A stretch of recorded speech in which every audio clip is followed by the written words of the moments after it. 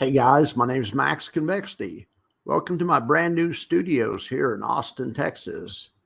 We're proudly located here in the hills of West Austin. Today, my video that I have prepared for you is called What is True Yield?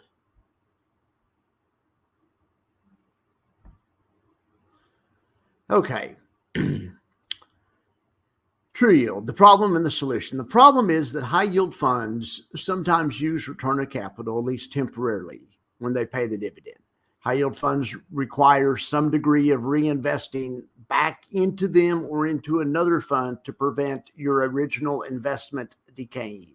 We talk about that a lot on this channel. I've come up with the 2/3 rule of thumb, and that's from a video called Confirmation Biases and Echo Chambers. And I think that's helped a lot of people, and a lot of people reinvest 2/3. I know that I've heard Sylvia Jablonski say that she knows of people that reinvest 80%. But in any event, people that use these high yield funds, savvy investors, are okay with the fact that you have to reinvest part of the money into this fund or another fund so you don't cannibalize your investment. Unintentionally, of course. All right, well, today I go a step further, and my new solution is to invent a metric that tells you the true yield. True yield could be thought of as net yield or maybe take-home pay or something. Okay, so I'm trying to level the playing field with this. I mean, how do we compare a fund that pays 60% with the fund that pays 6%? Stick around to the end and I have that answer for you. But let's say we wanted to compare QQQY. You know, it's a good fund I talk about all the time. It pays 60%. And then we want to compare it with the fund that pays 6%. What about QYLD, which is another good fund that I talk about pretty frequently. And that's a Global X fund. Anyway, and it pays about 6%. Which one's a better fund? Why not just buy, the 60% one every time, right? Some people do.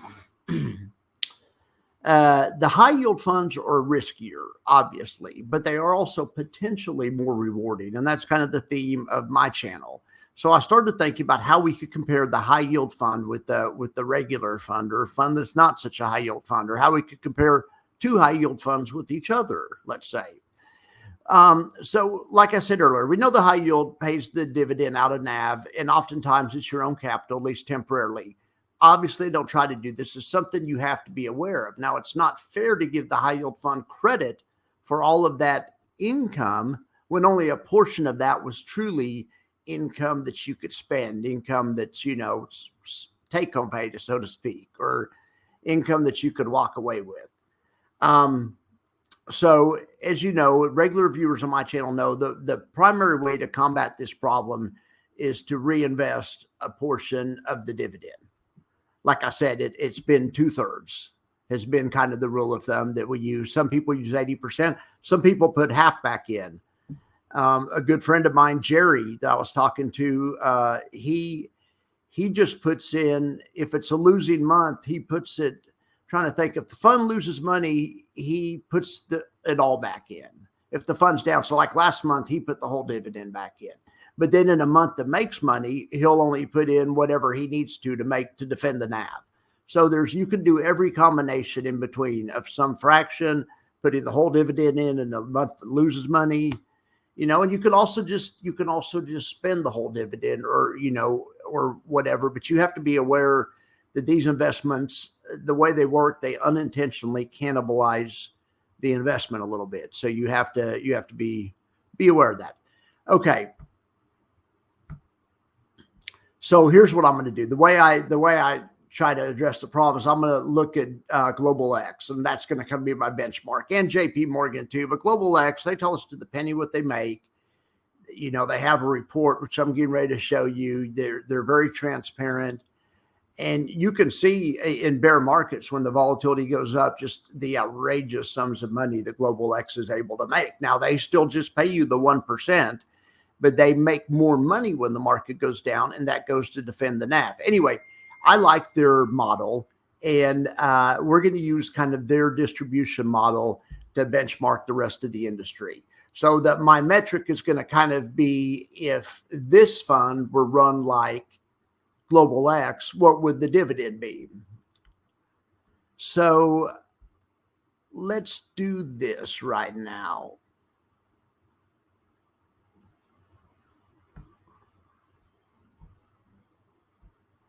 Let's look at this nice report from Global X. Okay, so up here, this is how much the covered calls make, which is premium. So this is for Global X. They tell you to the penny how much they make and then how much they distribute. Now, Global X, everyone thinks of them as a 12% payer because they generally pay about 1%. They're pretty consistent. But so that's their strategy. Their strategy is to pay 1% or half of whatever the net premiums they earn or the gross premiums they earn are, whichever is lower. So like in this month right here, they just made November. They just made 1.9%. So they just paid half of that. But they strive to pay 1%. Now, the good news is if they make more than 1%, then they just keep it and it goes to defend the NAV. And that's good news because once they make more than 1%, like look over here, look 3 months here, they made more than 4%. And that's crazy. That's 48% a year. I mean, that's crazy for a monthly strategy. I know on the daily strategies, they make that much all the time. On a monthly strategy, that's insane. Well, that happened because 2022 was a bear market. We pulled back 25, 30%. We were down under the 200 days, 6 months or something. But, that's the bad news. So the good news is a fund that sells volatility makes more money selling volatility in the down markets. The other thing is, though, in a down market in 2022, the price, the NAV, so to speak, of the Global X funds was really under pressure because the indexes were all pulling back.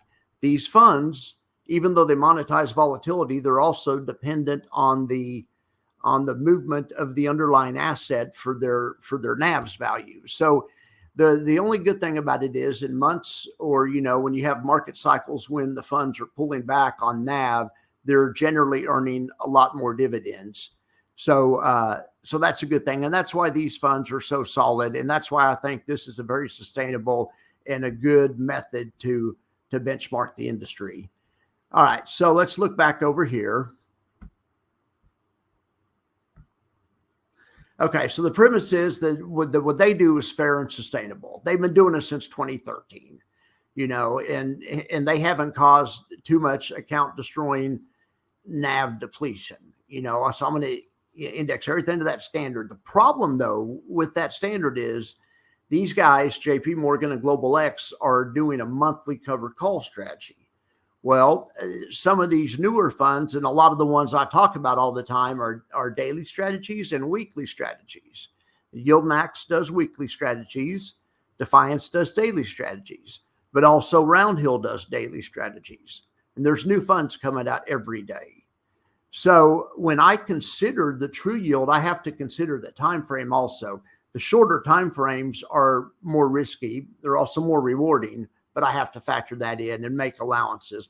Then also, depending on the ETF, if they have a distribution policy where they retain some of the earnings and they don't pay it all out, I have to make allowances for that in my number as well.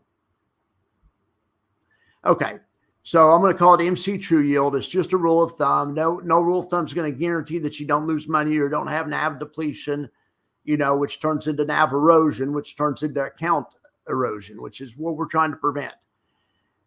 I look at the way these guys do it. It's just a starting point, and I'm going to make adjustments based on the additional risk that the other strategies are taking on versus the baseline risk and strategy, which is Global X. Okay, so the leftover amount, we're just going to call it true yield or safe yield. All right, so remember, rule of thumbs are just designed to handle the average situation. This says in the average situation, this ought to be accurate, but it's not going to be accurate in every situation.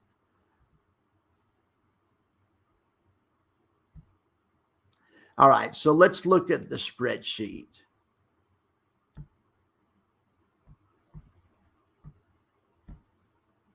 Okay, so over here on the left, I took a sample of some of the funds I talk about all the time, and I just went to the website and just got the most recent, whatever they're advertising that they pay. So it's the most recent payment, which for Defiance is really high. Look, IWMY earned 102% anyway. But that's what I did. And I wanted to compare it with some other funds that I talk about all the time, like FEPI and, TSLY and TSLP, but also, and also the regular funds. I put the regular funds on here for comparison purposes. Okay, so here's what I came up with. QQQY, your take-home pay is 8.3%. Based on that 66% number. On JEPY, it's 6.7%. IWMY, it's almost 13%. QDTE, it is 5.25%. I know that sounds low, or I know that's low. XDTE, it's 4.38%. FEPI, it's 12.6%. And I know that sounds low also. I'm sure I'm going to get grief for that. But I'm going to try to justify that in a second. Let's look at the rest of these. TSLP is 12.6%. TSLY is 23%. JEPI is just what it is, 7.32%. Any JP Morgan fund or Global X fund is just what it is. But I just put them on here to compare. Okay, so in QYLD is 12.35 is what it is. YMAX is 10.84 according to my metric. Remember, it's just a rule of thumb. Okay. And ULTY is 26.5%. Okay, so let's talk about the rule of thumb. So what does this rule of thumb say? The rule of thumb says if you can keep, on QQQY, you can keep 8%, the rest you should reinvest in order to defend the NAV. All right, like I said, that'll work in the average market. If we get a market that's like the 20s and 30s, a depression for 5 years or something, you could reinvest 100% of your dividend into the NAV, and the NAV's still going to appear to erode and decay. And that's just the market going down. Nothing's going to work in every circumstance, but this is a number I feel safe with, that is a conservative number that you ought to be all right with in the vast majority of circumstances. Okay, so now on FEPI. FEPI, okay, on FEPI. FEPI is basically the same thing as JP Morgan or Global X. And so the fact is JP Morgan, especially because they use an out of the money monthly strategy. Okay. Unlike JP Morgan, they give you all of the money. They don't hold any of the money back to defend the NAV, which is fine, but they give you all of the money. So to make an equal apples to apples comparison with JP Morgan, you either need to double JP Morgan's dividend to compare with FEPI's, or cut FEPI's in half. So my metric, JP Morgan, is the standard. So I cut FEPI's dividend in half. Now, the adjustments made to the daily ones are more complicated than that. But all this is, if FEPI, in other words, if FEPI were run by JP Morgan, they'd be paying 12.5%, according to, my premise and my thesis. Okay, so let's get on with this show and let's see what else we can talk about.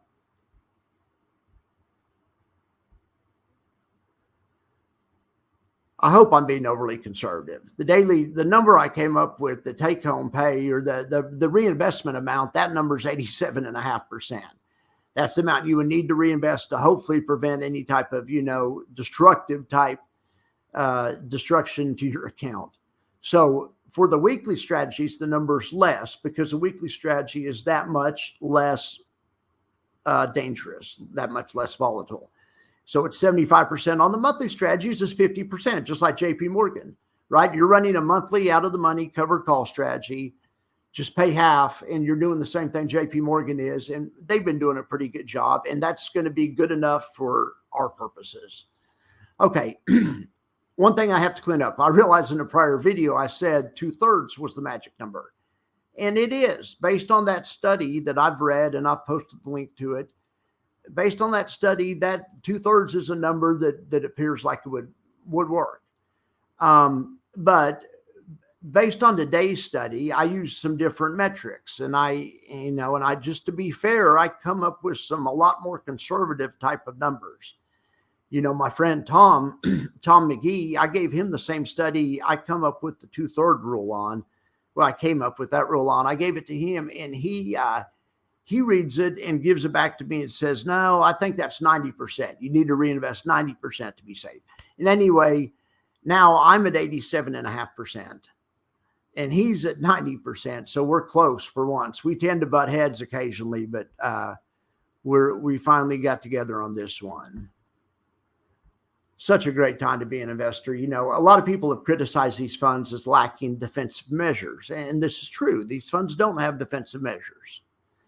The ones I talk about every day don't. There's some of them that do, but not these ones I talk about. Not the ones we're talking about today. All right. So, you know, these funds, they do give a downside buffer by virtue of the income, the premium that they earn, but it just doesn't help you that much. It would be insincere to say it's, you know, a defensive measure. You know, when the market's down 50% and your covered call fund's only down 40%, I mean, that's good. It might save you a, you know, margin call, but it's not really a defensive measure. You're still down a whole lot. So there are defensive measures we can do, and I want to talk about in the next video. We'll talk about that in a second. But the thing about the way these funds work, not JP Morgan or Global X, they manage the distributions for you and then reinvest some of the money for you. But all the other ones, they pay you all the money. So it's really your job to do any type of defensive measures. They give you the money. So you have a budget to work with, and these things pay so much. You can do a lot of interesting stuff. Jay Pestruccelli on when he was being interviewed by Coach, which is a great interview. They said it would be appropriate to hedge this yourself if you knew what you were doing. He said it wouldn't be he said it wouldn't be a bad idea. Now, having said that, some of these funds don't have very liquid options in the funds themselves. You can't get very liquid options yet in TSLY. On TSLY, you can hedge with Tesla options, hedge TSLY with Tesla options, but Jay actually said not to do that. So for now, we're going to stay away from that. But there's a third option for hedging and for defending your NAV, and that's to use an inverse fund. And those funds are brand new, and I've done a couple of interesting studies on them. And that's going to be in my next video is a couple of studies I have on defending your NAV with an inverse fund. And we'll see how that works. All right, guys. Well, thank you so much. I hope you have a great day. I hope you like my new studio. I like it. It's not as fun as being outside. Oh, well, but it's cooler, though. It's nice, and it's nice to be in the AC. All right, guys. Take care.